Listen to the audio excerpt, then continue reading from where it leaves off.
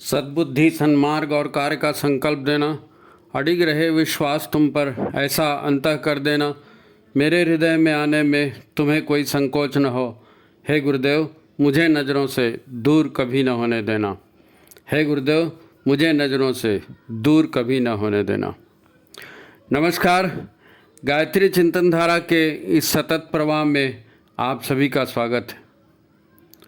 मित्रों, ये आप जो हेडिंग देख रहे हैं, आसुरी प्रवृत्तियों का विनाश चाहते हैं तो शक्ति के मूल स्रोत को पहचानें और उसे मजबूत करें, है ना।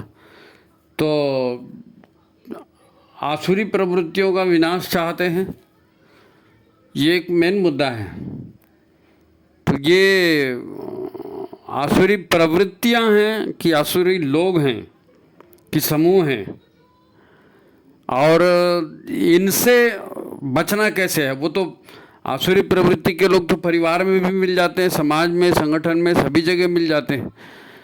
तो इनसे बचने का उपाय, इनको पराजित करने का उपाय, अगर आप अच्छा काम कुछ कर रहे हैं तो ये लोग व्यवधान डालते हैं, ऐसा आपको लगता है। हर किसी को लगता है कि मेरा रास्ता रोका जा रहा है, आपको भी लगता होगा। तो इससे बचने का क्या उपाय है? तो है, मज़ेदार है। अब डायरेक्ट भाषणबाजी होगी, लेकिन अपन भाषणबाजी नहीं करते, थोड़ा सा कहानी के माध्यम से समझने की कोशिश करते हैं। मित्रों, बचपन में, यानी जब मैं प्राइमरी स्कूल में पढ़ता था, तो हमारे कोर्स में एक कहानी थी, और मुझको अभी भी वो कहानी याद है। उसका नाम था आनंद राव। आनंद राव मतलब पुराने ज़माने की बात थी, जब जमींदारी प्रथा चलती थी अपने यहाँ। तो आनंद राव एक जमींदार थे, बड़े पैसे वाले थे, दयालु थे, कृपालु थे, दानवीर थे और काफ़ी सज्जन पुरुष थे। वो गरीबों के लिए तो साक्षात देव पुरुष थे, साक्षात देव पुरुष। वो अपनी कोठी से कचहरी तक घोड़ा गाड़ी में, बग्गी जिसको बोलते हैं, घोड़ा गाड़ी में जाते थे। तो रास्ते के दोनों ओर लोग खड़े होकर उनका स्वागत करते थे और उनके जयकार के नारे लगाते थे। देखते थे कि आनंद राव किस प्रकार गरीबों को जी खोलकर आर्थिक सहायता करते हैं, धन लुटाते हैं। फिर पता नहीं क्या हुआ, शायद अंग्रेज़ों की सोहबत में उन्होंने शराब पीनी शुरू कर दी, शराब पीनी शुरू कर दी। मस्त मौला थे, मस्ती में धीरे धीरे शराब के आदी होते गए। कब आदी हो गए पता भी नहीं चला। फिर लोगों के बीच दान पुण्य धीरे धीरे कम होता गया। कहानी तो लंबी है, पर मूल बात यह है कि धीरे धीरे लोग भी उनके साथ जो काम करने वाले लोग थे, और जब साहब दारू पी के पस्त पड़े तो उनके साथ के लोग भी अनुशासनहीन हो गए, लापरवाह हो गए, है ना। और जाहिर है इसके बाद दान पुण्य भी कर रहे थे, दारू भी पी रहे थे और लापरवाह भी थे, तो पैसा वैसा टिकता तो है नहीं किसी के पास, है नहीं। तो पहले कोठी बिक गई, फिर घोड़ा गाड़ी गई, फिर जिस पर उन्होंने जमींदारी की सारी जिम्मेदारी दे दी थी, जमींदार का मतलब जमींदारी का मैनेजर बना दिया था समझो जिसको, अब वो भी इनसे परेशान हो गया था। उसने भी सोर्स लगाया और अंग्रेज़ों ने जमींदारी उसी को दे दी। अब जमींदारी गई, कोठी गई, घोड़ा गाड़ी गई, शान शौकत गई, पैसा गया, और हाथ में क्या आया? शराब की लत। तो आनंद राव जो है उसी सड़क पर घूमने लगे, अपने पुराने दिनों को याद करने लगे, और कब उनके हाथ में भीख का कटोरा आ गया किसी को पता नहीं चला, किसी को पता नहीं चला। तो ऐसे एक बर्बादी की कहानी हमने बचपन में पढ़ी थी। अब 3 दिन पहले जब पिछला वाला एपिसोड आपने डाला था ना, तो उस समय लोगों ने प्रतिक्रिया दी। मुझको भी याद है 12 वर्ष के पहले का जो भारत था, 12 वर्ष पहले का भारत, मतलब अभी जो सरकार चल रही है इसका तीसरा टर्म शुरू हुआ है ना, उसके पहले वाली जो सरकार थी उसकी याद आई। उस समय हम लोग कैसे जीते थे, और पिछले 2000 वर्षों का इतिहास तो आंखों के आगे घूम गया। किस प्रकार से विश्व गुरु कहलाने वाला भारत बटा कटा और कमज़ोर हुआ और विदेशियों के षड्यंत्रों में फंसता गया। अपने ही लोग गद्दारी करते गए। जयचंद ने गद्दारी की, मीर जाफ़र ने गद्दारी की, और फिर तो एक गद्दारी का सिलसिला ही चल पड़ा। लोग आते गए एक से एक हुनरबाज धोखा देना। वो सीख लिया था उन्होंने अंग्रेज़ों से। एवरीथिंग इज़ क्या बोलते हैं उसको, प्यार में और जंग में सब चलता है, तो वो चलाने लगे। Everything is fair between love and war. तो पता नहीं ज़िंदगी की लड़ाई और उसमें एवरीथिंग फेयर, तो फिर लड़ो, है ना। तो धीरे धीरे क्या हुआ कि देश का बंटवारा भी करा दिया लोगों ने। देश का बंटवारा भी करा दिया। जिनके पास नेतागिरी थी, जो लोग नेतागिरी करते थे, उन्होंने स्वीकार किया, देश बट गया। भारतीय ज्ञान विज्ञान संस्कार परंपरा सभी को अपने हाथों हम स्वयं ध्वस्त करते गए। हम मतलब जो शासक थे हमारे, वो अपने हाथों सब भारतीय ज्ञान विज्ञान परंपरा संस्कार परंपरा सबको ध्वस्त करते गए, ताकि केवल देश की सत्ता पर काबिज रहा जाए। सत्ता अपने हाथ से नहीं जाना चाहिए। फिर शराब पिला के वोट दो, फिर सांप्रदायिकता उभार के वोट दो, दंगे करा के वोट लो, जातिवाद करा के, अल्पसंख्यक बहुसंख्यक, कैसे भी करके सत्ता पर पहुंचना है, तो सब काम वो करते रहे। पिछले अंक में हम इस पर काफ़ी कुछ कह चुके हैं कि पिछले 2000 वर्षों के इतिहास में क्या कुछ हुआ। अगर आपने वो नहीं देखा हुआ तो उसकी लिंक हम इसमें डाल देंगे, आप देख लेना उसको। वास्तव में ये उसी की दूसरी कड़ी है, समझ जाइए, है ना। तो वर्षों पहले एक कवि हुए थे प्रदीप, उनका एक गाना सिनेमा में भी आया था, बहुत प्रसिद्ध कवि थे। उन्होंने एक गीत लिखा था, क्या तो वो गीत था, एक मिनट, हाँ वो गीत था, कहनी है एक बात हमें इस देश के पहरेदारों से, और संभल के रहना अपने घर में छुपे हुए गद्दारों से। मेरे ख्याल से कोई 62-63 या चीन की लड़ाई के आसपास का ये गीत रहा होगा। बहुत बहुत चला, देशभक्ति के गीत हैं, लोगों की भावनाएं उसमें थी और ये काफ़ी चला। लेकिन एक कवि प्रदीप जो है जागरूक कवि थे, और वो जानते थे कि देश को खतरा देश के बाहर से उतना नहीं है जितना देश के अंदर से है। तो वो चेता रहे थे ना, संभल के रहना अपने घर में छुपे हुए गद्दारों से। अब ये कुछ सब मतलब ये कहानी नहीं है, तो सत्य है ना, ये अपने हाथ में अपना इतिहास है, जिसको जो लोग जिनकी उम्र ज़्यादा है वो जानते हैं। गीत तो खैर सभी ने सुना होगा, गीत तो सभी ने सुना होगा, है नहीं।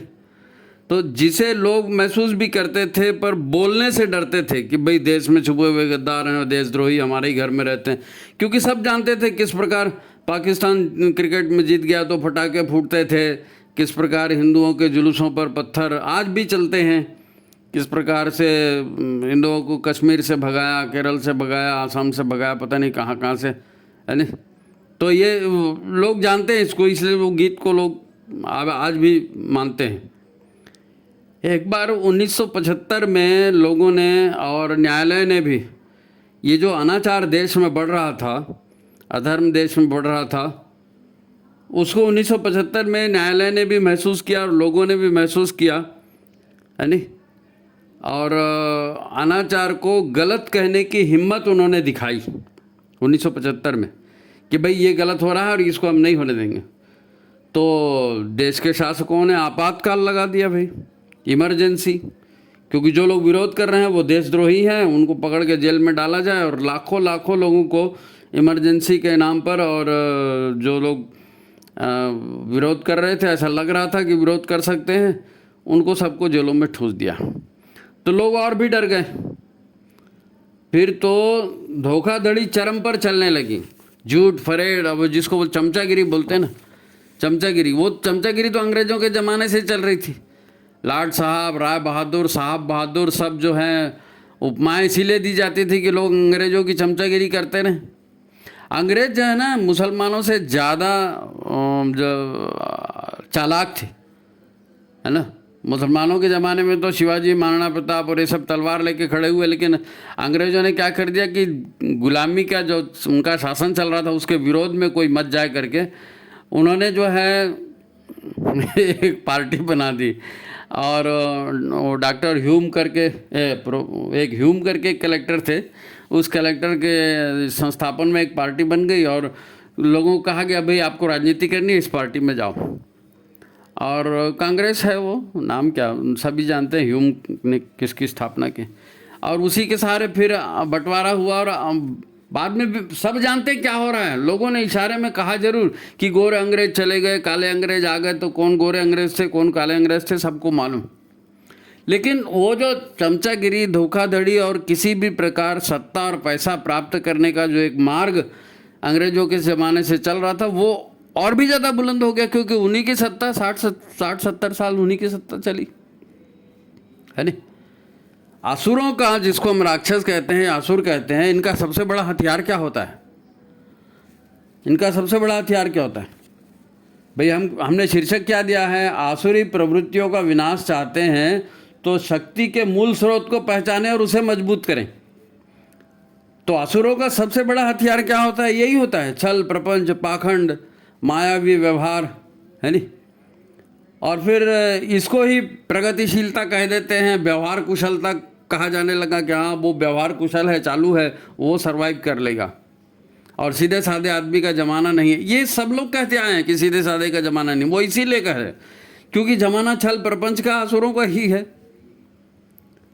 देखो, हम बात कर रहे हैं उस महाशक्ति के बारे में जो आसुरी प्रवृत्तियों को नष्ट करने का सामर्थ्य रखती है, और वो है कौन सी शक्ति है? वो है मनुष्य मात्र की संगठित, सुव्यवस्थित और अनुशासन को जन्म देने वाली महाशक्ति। अनुशासन को, क्योंकि अनुशासनहीनता बढ़ रही, तो अनुशासन आएगा कहाँ से? कानून से तो आएगा नहीं। अनुशासन तो आत्म अनुशासन होता है ना, अपने ऊपर खुद का शासन। तो वो कानून से तो आ नहीं सकता, समझाइश से तो आ नहीं सकता। जब लोगों को देखेंगे कि ये भ्रष्टाचारी है, वो भ्रष्टाचारी, सब कर रहे हैं तो हम भी करें, तो यही ऐसी तो समाज बनता है ना, लोगों का अनुसरण करते हुए। लेकिन हमारे यहाँ एक बहुत शानदार ऐसी सुव्यवस्था थी, और जैसे जैसे हमारे पराभव के दिन आए हैं, वो उसका कारण भी यही है कि हमारी परिवार व्यवस्था टूटते गई। जहाँ जहाँ परिवार व्यवस्था मजबूत थी वहाँ हम मजबूत थे, है ना। क्योंकि मनुष्य मात्र की संगठित, सुव्यवस्थित और अनुशासन को जन्म देने वाली महाशक्ति को परिवार कहते हैं। परिवार क्या है? परिवार क्या है? परिवार एक तंत्र है, एक सिस्टम है जो अपनत्व की अनुभूति उत्पन्न करता है। परिवार क्या करता है? अपनत्व की अनुभूति, अपने लोगों, परिवार के साथ में अपनापन होता है ना, अपनों से प्रेम सिखाता है परिवार, और अपनों के लिए त्याग करने में गौरव का अनुभव करवाता है परिवार। परिवार में रहेंगे और परिवार से घुल मिल जाएंगे ना, तो त्याग करने में ये लोग गौरव का अनुभव करते हैं। परिवार के सदस्य एक दूसरे के लिए सेक्रीफाइस, है ना। तो परिवार सिर्फ कुछ लोगों का समूह नहीं है जो एक दूसरे की ज़रूरतों को पूरा करते हैं ना, ऐसा नहीं, ये अधूरी बात है। परिवार का अपना एक संस्कार तंत्र होता है। परिवार का, भारतीय परिवार का, हिंदू परिवार का जिसको हम कहते हैं, है ना, अपने यहाँ जो परिवार व्यवस्था है, ये परिवार व्यवस्था वास्तव में एक तंत्र के सहारे चलती है। ऐसा तंत्र जो व्यक्ति को भीतर से देवतुल्य बनाता है। उसका कोई कोर्स नहीं है, उसका कोई सिलेबस नहीं है, कुछ नहीं है। माँ बाप, बड़े बूढ़ों के साथ, अड़ोसी पड़ोसी और रिश्तेदारों के साथ व्यक्ति रहते रहते और देवता तुल्य बन जाता है। यही ऐसा शानदार तंत्र है। अब परिवार में कौन किसको सुधारता है, ठीक करता है, ये कहना कठिन है, लेकिन परिवार में सबका योगदान होता है। एकदम बच्चे से, छोटे से बच्चे, नवजात शिशु से लेकर के तो एकदम ऐसा बुढ़ा आदमी जो मरने को टिका है, वहाँ तक सबका योगदान परिवार में होता है। कौन किसे सुधारता है कौन कहेगा? सब एक दूसरे को सुधारते हैं, यही बोल सकते हो आप, है नहीं। तो परिवार बड़ी ज़बरदस्त चीज़ है। धीरे धीरे लोग परिवार को भूल जाएंगे, महत्व को भूल जाएंगे, है ना। आज भी किसी को बोलो परिवार को तो कहते हैं ओल्ड मैन, पुराने आदमी, पुरानी बातें। लेकिन अब लौट रही है दुनिया इसी परिवार व्यवस्था पर लौट रही, क्योंकि लोगों को समझ में नहीं आ रहा है कि अच्छा काम होगा कैसे। बेचैन हो गए लोग, परेशान हो गए सारी झंझटों को देखते देखते। तो खैर एक छोटी सी कहानी इसके साथ मैं जोड़ देता हूँ। आप कहानी देखेंगे, आपको आप खुद को अनुभव होगा, खुद को अनुभव होगा। एक लड़की थी और आधुनिक विचारों की लड़की, मैं नाम नहीं लूँगा उसका, है सत्य घटना है। तो उसने अपनी पढ़ाई पूरी की और पढ़ाई पूरे करते करते उसके लिए विवाह का प्रस्ताव आ गया। अब युवा लड़की है, पढ़ाई कर रही, मतलब वही 22-23 साल की होगी, और उसके लिए शादी का प्रस्ताव आ गया। और वो प्रस्ताव आया तो सावन का महीना चल रहा था। अब आप जानते हैं चातुर्मास में अपने यहाँ शादी वादी होती नहीं, सावन का महीना चल रहा था। लेकिन शादी पक्की हो गई, शादी पक्की हो गई, दूल्हा दुल्हन को मिला दिए, फोटो वोटो दिखा दिए, जो भी आजकल होता है। अब टारगेट क्या बचा? अब वो लड़की घर में रह रही थी, युवा लड़की थी, है ना, कंवारी उसकी भावनाएं थी।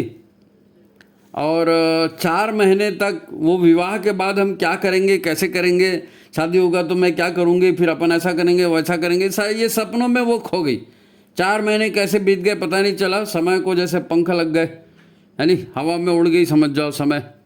और इसके बाद मतलब जब वो परिवार में थी तो परिवार में और भी समस्याएं थी, लेकिन अब उसका ध्यान तो उधर ही था ना कि शादी के बाद हम क्या करेंगे, कैसे करेंगे। तो वो अलग ही उड़ रही थी वो लड़की, उसका ध्यान अलग ही था। आखिर शादी भी हो गई और वर्ष भर बाद, साल भर के बाद उस लड़की को मायके आकर के कुछ दिनों रहने का मौका मिला, मायके आकर के कुछ दिनों को मौका मिला। और जब वो घर गई तो माँ को लिपट के रोने लगी, और फिर माँ को लिपट के रोने लगी तो रोते नहीं बेटा, चुप हो जा, क्या हो गया, कुछ न कुछ कह दिया क्या, फलाना ठिकाना। उसके पिताजी भी आ गए तो पिताजी को लपट के रोने लगी, भाई को भी लिपट के रोए, जिंदगी भर भाई से झगड़ा करती थी, भाई से भी लिपट के रोने लगी। तो उस समय तो बोलने की स्थिति नहीं थी, आँख से पानी, कान से पानी, पूरा चेहरा लाल लाल, आंखें लाल लाल। और थोड़ी देर बाद वो जब शांत हुई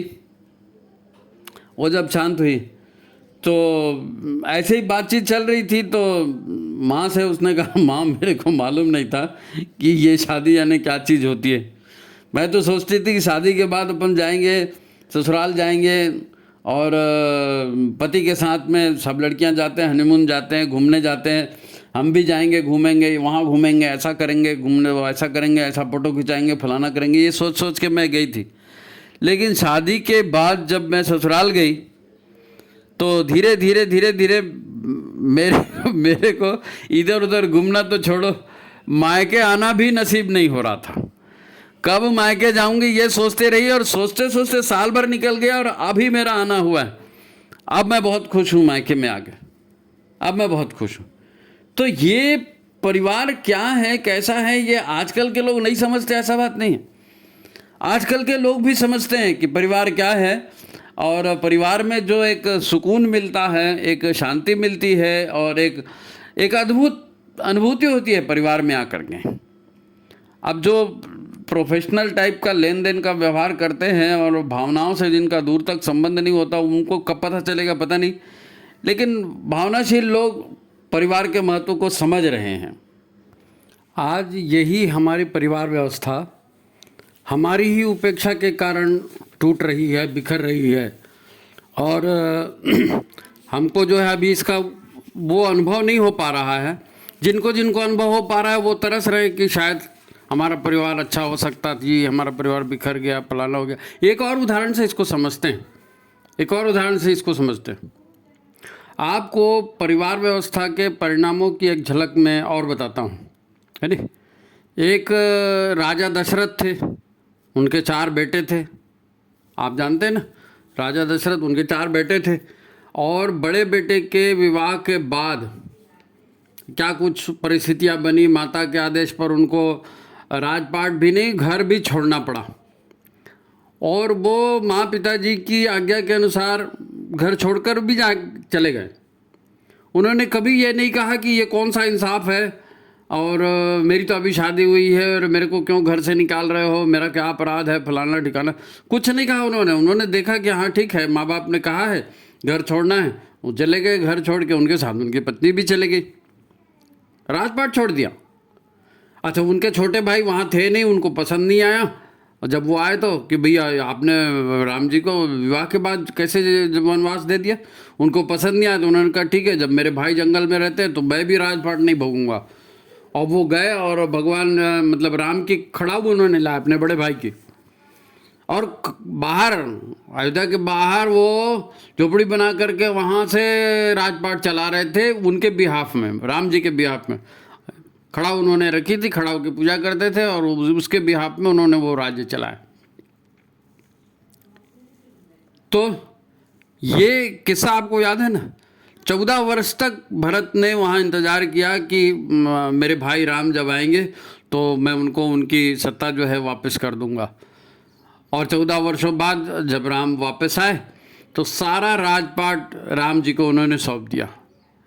ये भारत की परिवार व्यवस्था है, ये भारत के संस्कार हैं, ये हमारी खासियत है, हमारी परिवार व्यवस्था की खासियत है। अद्भुत है जी ये परिवार व्यवस्था। किसी ने किसी का हक नहीं छीना, लोगों का प्रेम बना रहा और लोगों ने प्रेम बना करके रखा, अपनी मर्यादा में रहे।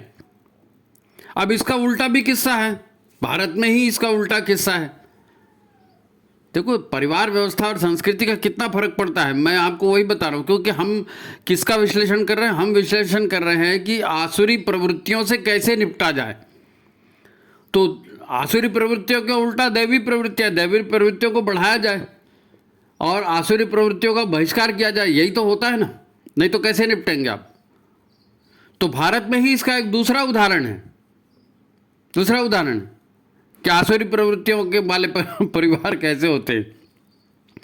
आपने शाहजहां का नाम सुना होगा, वही जिसके बारे में कहा जाता है कि उन्होंने ताजमहल बनवाया और अपने बीवी से बहुत प्रेम करते थे और फलाना ठिकाना। तो वो जो शाहजहां हुए, शाहजहां के उदाहरण से अपन इसको देखेंगे, है नहीं। शाहजहां का परिवार वो भी भारत के सम्राट थे और राजा दशरथ वो भी भारत के सम्राट थे। तो दोनों की परिवार व्यवस्था का अंतर देखो, हैं। शाहजहां के भी 4 बेटे थे, एक का नाम दारा शिको, एक का नाम शाह शुजा, एक का नाम औरंगजेब और एक मुराद बख्श। 4 बेटे। राजा दशरथ के भी 4 बेटे, इनके भी 4 बेटे। अब राजा दशरथ के बुढ़ापे में राम जी को वनवास हुआ, ठीक है। और यहाँ राजा शाहजहां जब बूढ़ा हुआ तो उसने बुढ़ापे में सोचा मैं अपना उत्तराधिकारी बना देता हूँ, और उसने दारा को अपना उत्तराधिकारी बनाया, दारा शिको को उत्तराधिकारी घोषित कर दिया।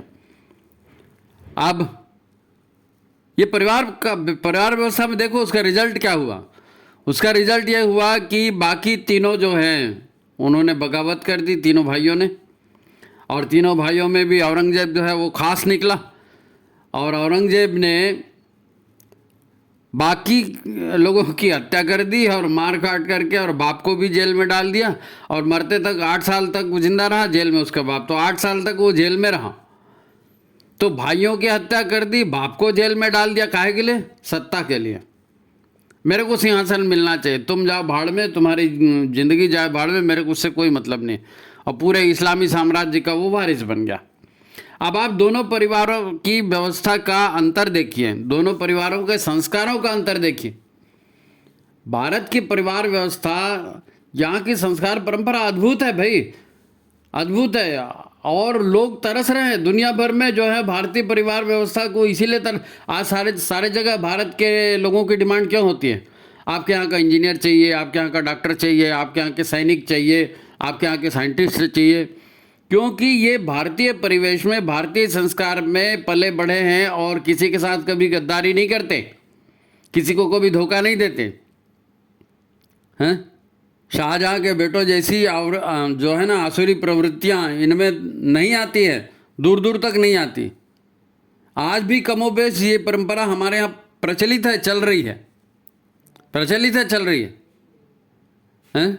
परिवार में क्या होता है, मान अपमान जो है ना, ये आपका एक तरफ, आपको किसी ने अपमानित कर दिया, आप तो फिर आप उसके आगे पैसे काउंट करते हैं क्या? नहीं, पैसे काउंट नहीं करते हैं, अपमान को मानते हैं मेन।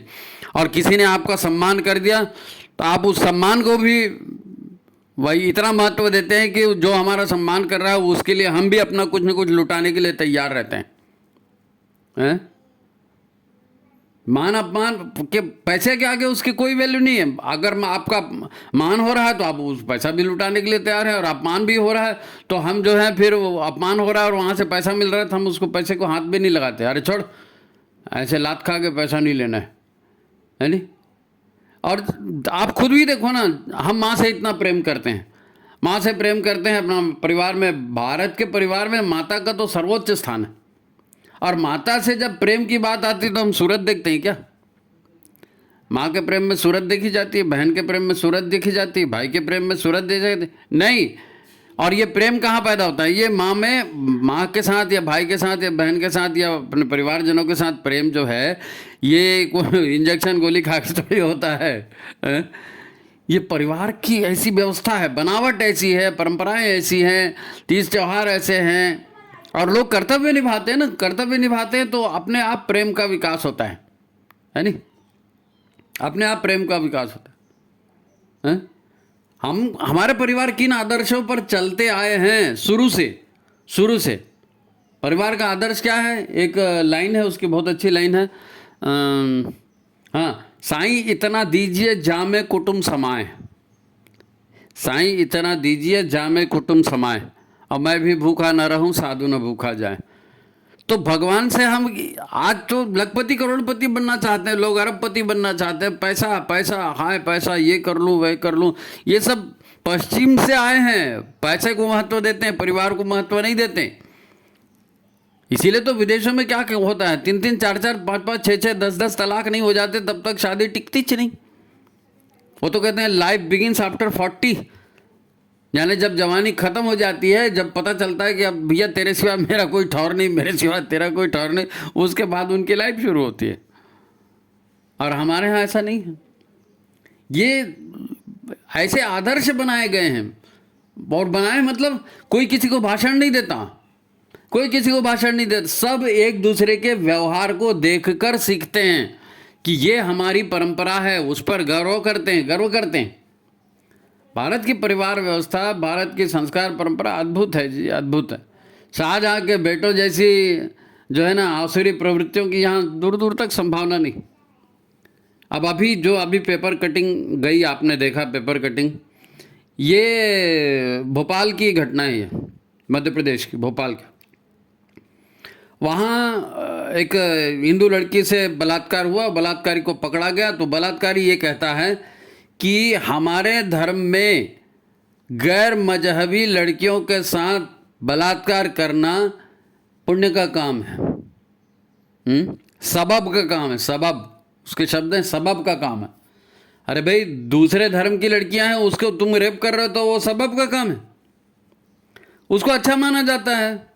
अब वो उनके परिवार की वैसी व्यवस्था है, बहन से भी शादी हो जाती है, कई लोग तो माँ से भी शादी कर लेते हैं, और ये ट्रिपल तलाक और ये जितनी भी बातें आप देखिए ना, ये परिवार की व्यवस्था, परिवार से ही तो सारे संस्कार और सारे विचार और उनका विकास होता है ना।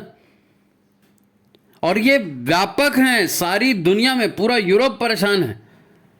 यूरोप में सब शरणार्थी बन के गए, सीरिया से और लेबनान से और उधर से, और वहाँ पर गए और क्या किए, वहाँ की लड़कियों से, वहाँ की महिलाओं से रेप करना, बलात्कार करना, उनको लव जिहाद करना, उनको शादी फसाना और अपनी जनसंख्या बढ़ाना। अभी 2-3 दिन पहले की बात है, और एक बांग्लादेशी पकड़ाया। अभी सरकार बांग्लादेशियों को भारत से बाहर निकाल रही ना, जो जिनके वीज़ा किया भाई, वीज़ा आपका उन्होंने ये कर दिया, डिस्क्वालीफाई कर दिया, 5 लाख लोगों को बाहर भेजने की बात है। तो उसमें से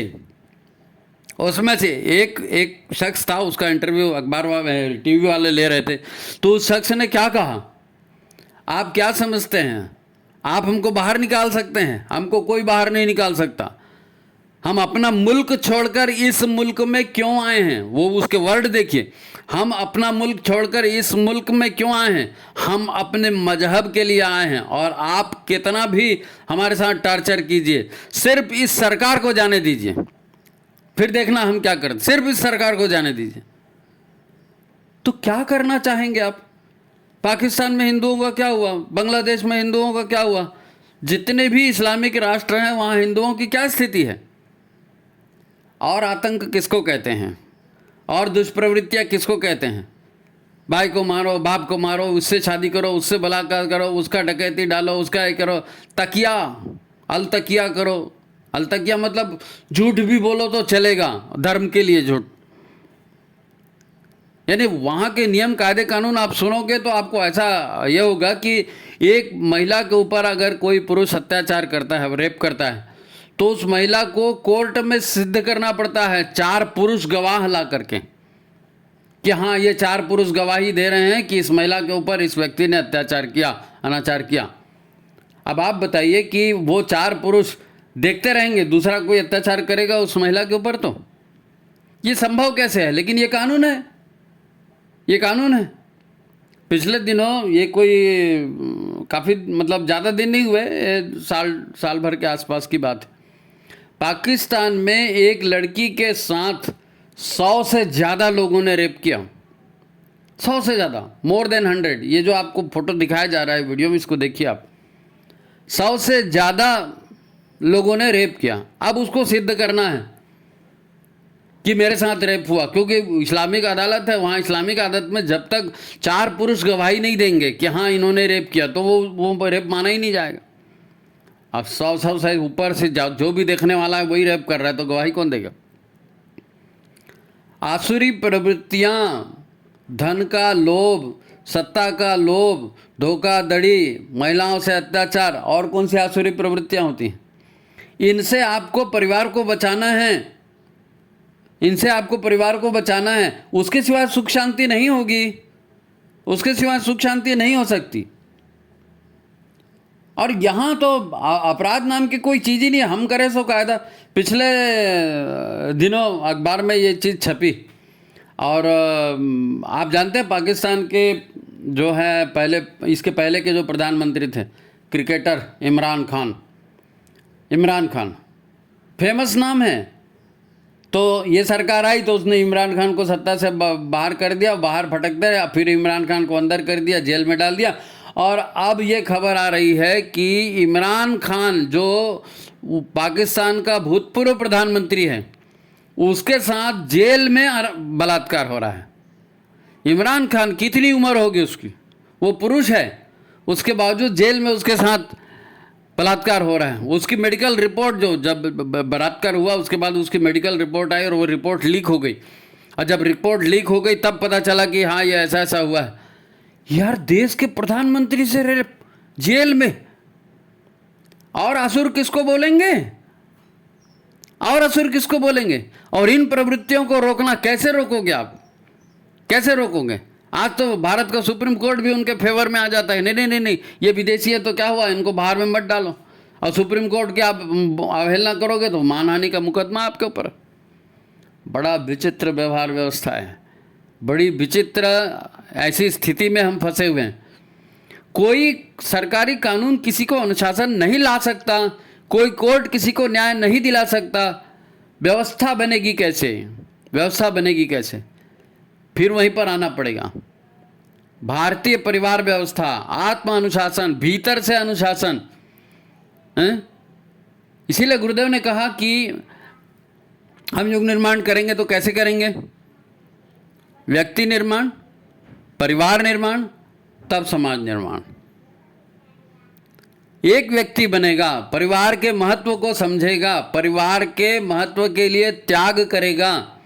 अगर वो महिला है तो पुरुष को तैयार करेगी, पुरुष है तो महिला तैयार करेंगे। ये लोग माता पिता बनते हैं। ये माता पिता घर में कुछ ऐसे कार्यक्रम चलाएंगे, संस्कार के कार्यक्रम चलाएंगे, अनुशासन के कार्यक्रम चलाएंगे, और बच्चों के सामने एक आदर्श रखेंगे। भाषण नहीं, बच्चों के सामने एक आदर्श। माँ की इज्जत कैसे की जाती है, बाप की इज्जत कैसे की जाती है, बुजुर्गों की सेवा कैसे किया जाती है, धन की अपव्ययता कैसे होती है, समय की मितव्ययता कैसे होती है, समय संयम, विचार संयम, सब कैसे होता है। परिवार में माता पिता सिखाएंगे। और ये माता पिता सिखाएंगे कैसे, वो तो त्याग करना पड़ेगा भैया, तपस्या करनी पड़ेगी। कोई भी कीमती चीज़ पानी है तो ऐसे ही थोड़ी पाती है। इमरान खान का वो सर्टिफिकेट जो है, मेडिकल रिपोर्ट लीक हो गई, उसका ये फोटो वो आया। ये सब टीवी में न्यूज़ में आ रहा है। लोग को देखते नहीं ना, इन सब बातों को समझ में ही नहीं आता। वो सब खून लाल है, सब तो धर्म एक ही है, सबको तो भगवान के ही पास जाना है, सारे भगवान एक ही है, ईश्वर अल्लाह तेरो नाम। अरे भैया वो सब कहने की बातें, व्यवहारिक बात आप देखो, सबका खून लाल है। मेंढक और कुत्ते का भी लाल होता है, गधे और सुअर का भी लाल होता है, तो उससे कंपेयर करोगे? भाई गुरुदेव ने क्या कहा है, मनुष्य का जन्म वैसे ही होता है जैसे अन्य पशुओं का जन्म होता है। मनुष्यता उसको संस्कारों से मिलती है, और ये संस्कार परिवार में मिलते हैं, और इसलिए परिवार का महत्व है। तो सारी दुष्प्रवृत्तियों को यदि आप नष्ट करना चाहते हो तो आपको परिवार की शरण में आना पड़ेगा, उसके लिए त्याग करना पड़ेगा, उसके लिए तप करना पड़ेगा। ये ऐसे ही मुफ्त में होने वाली चीज़ नहीं है। हमें इस पर चर्चा करनी चाहिए, हमें इस पर चर्चा करनी चाहिए, विचार मंथन करना चाहिए। कम से कम अपने साथ तो हम न्याय करें। हम न्याय सच्चाई की बात करने जाते हैं, स्मशान वैराग्य की बात करते हैं, कायरतापूर्ण शांति की बातें करते हैं, अपने आप को बड़ा दिखाने की कोशिश करते हैं, धर्म के उदाहरण देते हैं, श्लोक गाते हैं, लेकिन व्यवहार छोटी छोटी बातों पर हम आपस में तिरस्कार करते हैं, आपस में बहिष्कार करते हैं। हम अपने नैसर्गिक पारिवारिक संगठन को स्वयं नष्ट कर रहे हैं, स्वयं नष्ट कर रहे हैं। भगवान श्री कृष्ण ने कहा था कि कलयुग में जो है पापाचार बहुत बढ़ जाएगा और सज्जनों का जीना जो है मुश्किल हो जाएगा। तो सज्जनों की दुर्गा शक्ति उसी प्रकार खड़ी करनी पड़ेगी जिस प्रकार महाभारत में स्वयं कृष्ण ने खड़ी की थी। देव शक्तियों को आसुरी शक्तियों से लड़ने के लिए एक साथ लाया था। अब उन्होंने कहा है कि कलयुग में अगर पार पाना है तो संघ शक्ति ही चाहिए। संगठना, आपको मजबूत संगठन बनाना पड़ेगा। संगठन की इकाई, संगठन की नींव कहाँ से आएगी, संगठन के संस्कार कहाँ से आएंगे? परिवार से आएंगे, परिवार से आएंगे। सबसे ज़्यादा उपेक्षित परिवार है। एक बच्चा पैदा होता है तो क्या करते हैं, उसको पढ़ाते हैं तो बड़ा हो जा, तो अच्छा कमा, अच्छा नाम कर, अच्छा पैसा कर। कोई उसको अच्छा इंसान बनाने की कोशिश कहाँ करता है? अब आपने इंसान बनाने की कोशिश ही नहीं की तो जो समाज में जो लोग हैं, व्यापारिक शक्तियां हैं, वो इंसान को अपने हिसाब से मोल्ड कर रही हैं। पहले भी यही होता था। भाई राम के समय में कौन से कितने राजे महाराजे उनके साथ आए थे? कोई आए थे? कोई नहीं आए थे। छोटे छोटे लोग आए थे, छोटे छोटे लोग आए थे। तो आज भी बड़ी बड़ी शक्तियां नहीं आएंगी। परिवार से ही उसको शुरू करना पड़ेगा और अपने आप से उसको शुरू करना पड़ेगा। अपना सुधार संसार की सबसे बड़ी सेवा। तो फिर कुछ बात पल्ले पड़ी। ये जो हम कहते हैं ना कि दुनिया खराब हो गई है, दुनिया बदल गई है, या दुनिया में कोई भरोसे लायक नहीं रहा, पैसा पैसा पैसा, जिसे देखो सब पैसे के पीछे, पावर के पीछे भाग रहे हैं। एक दूसरे को रौंद कर आगे जाना चाहते हैं। खुद परिवार में देखिए ना, तेरा मेरा इतना बढ़ गया है कि क्या कहें। परिवार के भीतर पति पत्नी के बीच में भी तेरा मेरा, तलाक हो रहे हैं उसी को लेके। कहाँ जा रहे हैं हम? और क्या इसका समाधान? दुनिया से लड़ना है, समाज से लड़ना है, कुरीतियों से लड़ना है, अपने जीवन को सुखी बनाना है, तो उसका आधार तो परिवार ही है। भारत की परिवार व्यवस्था, उससे बेहतर, उससे बड़ा वैज्ञानिक कार्यक्रम कोई नहीं है। सामने वाला आपकी भावनाओं को, जरूरतों को नहीं समझ रहा है, ठीक है, पर ये इसके अनेक कारण हैं और कुछ तो सहन करना पड़ेगा, कुछ तो त्याग करना ही पड़ेगा। राम ने त्याग किया, सीता ने त्याग किया, सब ने त्याग किया। बिना त्याग के कुछ होता है क्या? और ये जीवन को आपने इतना ही क्यों समझ लिया कि आज मेरी उम्र 35-40 साल हो गई है, 50 साल हो गई है, अब लाइफ बची कितनी है और मैं कम से कम अपनी खुशी तो देखूं। तो सब अपनी खुशी देख रहे हैं, इसीलिए तो सब लफड़ा हो रहा है। पहले भी यही था। मुगलों का शासन आया, क्या हुआ? कितना अत्याचार हुआ, कितने वीर पुरुष आए और बलिदान दिया उन्होंने। और एक तुलसीदास जी आए, तुलसीदास जी भी उसी समय आए थे। तुलसीदास जी के सम्मुख ये प्रश्न आया, उन्होंने क्या किया? उन्होंने उस समय की प्रचलित भाषा में रामचरितमानस लिखा।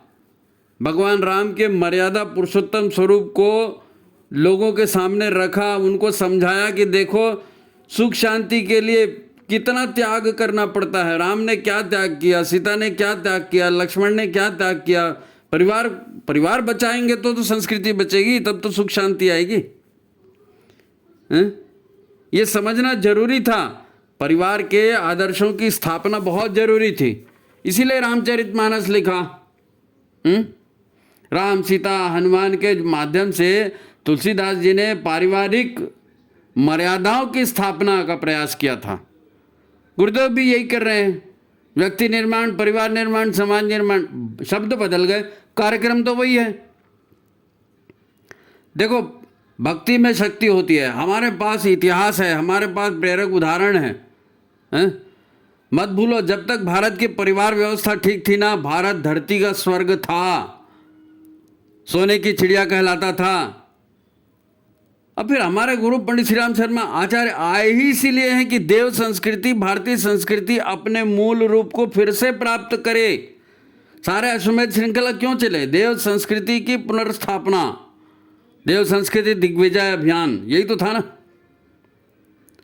नहीं साहब वो बाहर ठीक है, हम तो आंदोलन में जाते हैं, हम तो अंशदान संविधान करते हैं। अंशदान संविधान कुछ नहीं, आपका अंशदान और आपका संविधान आपके परिवार में दिखना चाहिए। परिवार में आदर्श परिवार, देव परिवार दिखेंगे तो लोग उसका अनुसरण करेंगे। रोल मॉडल चाहिए ना। रोल मॉडल कौन देगा? सर्वे भवन्तु सुखिनः, सर्वे सन्तु निरामया, बोलना अच्छा है, लेकिन सर्व सबको सुखी बनाने के लिए हम क्या करते हैं? इधर देखना पड़ेगा। 1 2 3 4 शून्य से गिनती शुरू होती है, 0 1 2 3 4, तो अपने आप से शुरू करना है युग निर्माण, बाहर से नहीं होगा। ईश्वर भी यही चाहते हैं। भोगों की महत्वाकांक्षा और अहंकार, इसने प्रेम शब्द को खा लिया। भोग चाहिए सबको और अहंकार की संतुष्टि चाहिए, तो परिवार इसमें कभी नहीं बनेगा। भोगों के लिए झगड़ा करेंगे और अहंकार के लिए झगड़ा करेंगे तो परिवार कैसे बन सकता है? बन ही नहीं सकता। और परिवार ही वो संस्था है, परिवार ही वो केंद्र है जो सारी आसुरी प्रवृत्तियों का विनाश कर सकता है। ये महाशक्ति है परिवार। दुर्गा शक्ति की जननी इसी के माध्यम से होगी। रोल मॉडल बनाना पड़ेगा। हमें अपने साथ, अपनी संस्कृति निर्माताओं के साथ न्याय करना पड़ेगा। होगा, हमको अपनी आहुति देनी पड़ेगी, कुछ पीढ़ियाँ कष्ट सहेंगी, मगर देव परिवार तो बनेंगे। अगर धरती पर स्वर्ग अवतरित होना है, अगर युग परिवर्तन होना है, अगर अच्छे दिन आने हैं, तो वो व्यक्तियों के ही माध्यम से आएंगे। और व्यक्ति परिवार जब तक यूनिट, इकाई ठीक नहीं बनेगी तो आगे कहाँ ठीक होगा? आगे कहाँ ठीक होगा? देखो होगा तो सही, केवल गुरुदेव की जय कहने से, महाकाल की जय कहने से कुछ नहीं होगा। अपने आप की आहुति देनी पड़ेगी। गुरुदेव के नेतृत्व में हमको चलना पड़ेगा। गुरुदेव के नेतृत्व में चलना पड़ेगा, वंदनीय माता जी के नेतृत्व में चलना पड़ेगा। अपने आप को उस तरह से ढालना पड़ेगा, जीवन खपाना पड़ेगा, रोल मॉडल बनना पड़ेगा। और उम्मीद है बनेंगे लोग बाग। तो ये आज की बात, ये परिवार विषय को ही लेकर था। पिछला अंक भी था। पिछले अंक में जो कुछ भी कहा गया वो भी विश्व की समस्याओं को देखते हुए, भारत के इतिहास को देखते हुए कहा गया कि भैया परिवार ही एकमात्र है जो मुक्तिदाता है, बचाएगा। ठीक है, और उसका मूल व्यक्ति है, व्यक्ति निर्माण। तो ये 2 अंक हैं, दोनों परिवार पर ही है।